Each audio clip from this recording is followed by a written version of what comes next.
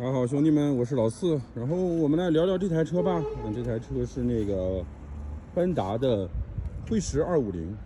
然后我已经其实来试了比较多次的这个车。说实话，第一次来试的时候没尝出咸淡，就感觉这个车动力不太好，然后别的也没有看出啥来。然后介于这个车现在的定价是比较低的，而且关注的朋友比较多，我觉得我们可以相对认真的把这个车来试一下，给大家带来一下这个车，尽可能给大家带来多一些可以参考的这个建议吧，好吧？我们首先来说这个车的外观这个属于是买这个车的用户的一个重中之重。我必须要说，这个车的外观是比上一代的辉驰，或者说比它的辉驰大哥要强了很多的。首先是它的整体感上有一个比较大的提升，你包括这一块就是发动机边盖或者说传动边盖这一块，包括就是或者是离合边盖这一块，就这一块的东西，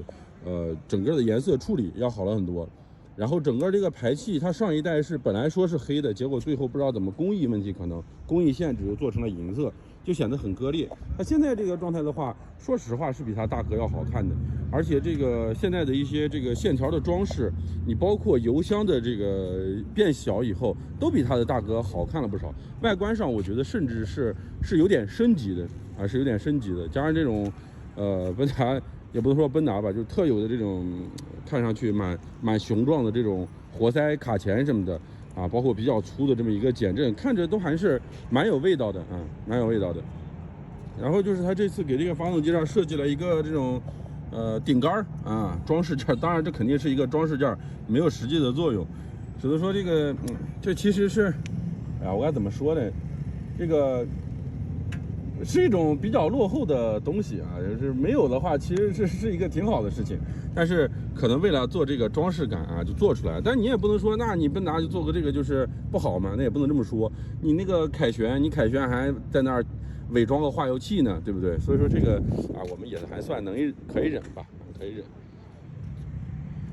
这边这个空滤这儿也做了，这应该也是一个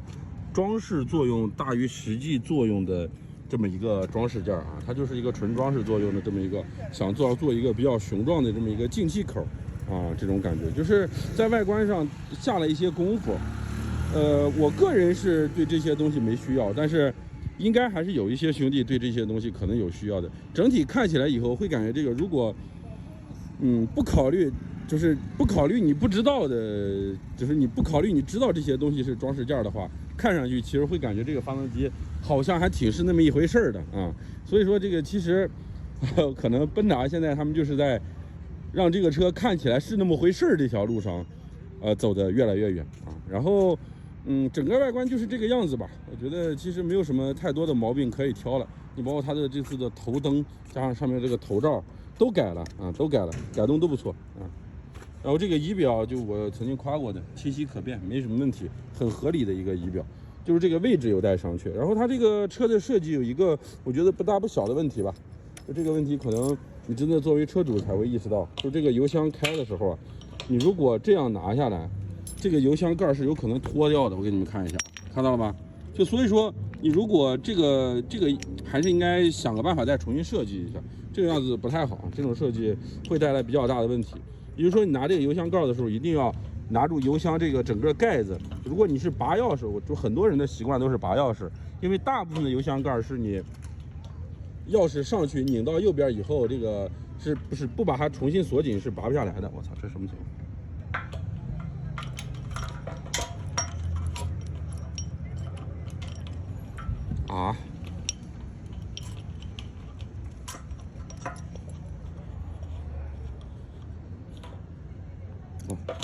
盖错方向了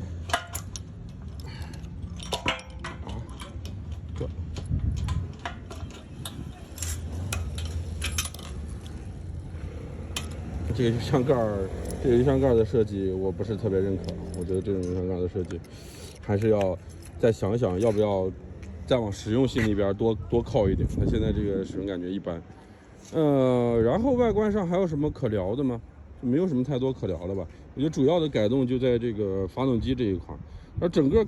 现在看起来感觉绝对不丑，绝对是个小而且蛮整的这么一个巡航车。其实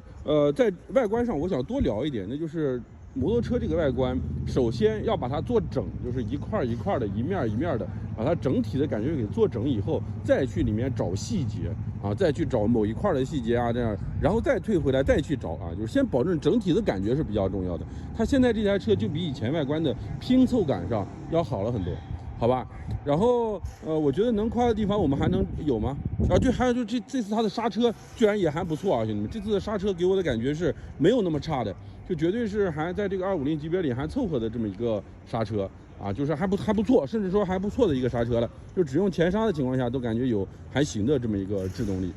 手感也没有说特别难受。那除此之外，这个车我们就聊聊骑行感受方面吧。其实这个车的骑行感受方面不太好聊，一聊可能会得罪比较多的人。首先，大家要明确一件事，就是这种车的骑行感受普遍来说是比较差的，这个大家要有一个预期啊。那建立在这种比较差的基础上，我们去用一个比较低的标准评价这台车的话，那这个车的操控我觉得是比较灵活的啊。它的操控的这个灵活性其实还是蛮好的。我操，这个是天宇大哥吗？怎么这么像？它的操控的灵活性，我觉得是不错的。然后的话，这基本就是它的优点了吧？这就是操控方面的优点，应该就是这些了。剩下的话，减震感觉一般般，这个动力感觉是比较差的。不过还好，这次它的震动并不算大，在3000到6000转，它的震动控制还算是比较合格的一个状态啊，还算是比较合格的一个状态。剩下的咱们还要再说点什么吗？就是这个车，我稍微吐槽一会儿吧，好吧？这个车的动静是真大，啊，一把大油灌下去，车感觉不怎么走，但是声音巨大，咚咚咚咚咚咚，震天响。啊，这个转速还感觉攀升有点慢，那转速感觉有点攀不动的那个感觉，就是哪怕你给档位给的很低，它的转速依然不是上去的，依然是上去的，转速给人的感觉上升的非常慢。然后主要就是这个问题比较恼人，剩下的我觉得骑起来这就是一个那个吉拉300或者说这个辉狮300的一个感觉，跟这俩东西几乎没有什么区别啊，感觉也没有什么减配，也没有什么增配。那现在这玩意儿的二手，就这玩意儿大哥的二手，辉狮300的二手还要卖到1.8，想想也他妈够离谱了，好吧？就这样吧，兄弟们，简单的看看这台车吧。大家好，我老四啊，今天我操，这就断了。这牛角就已经断了。我们今天试驾的是这个辉狮的，我看一下这程度怎么样啊？辉狮的250啊，我们先骑完以后再聊其他的东西。这个车说实话我已经骑过了，而且这是第3次了，就是这是我来第3次拍这个车了。第一次就刚到，简单的试驾了一下 ，Hello。第一次简单的试驾了一下，然后第2次呢，因为这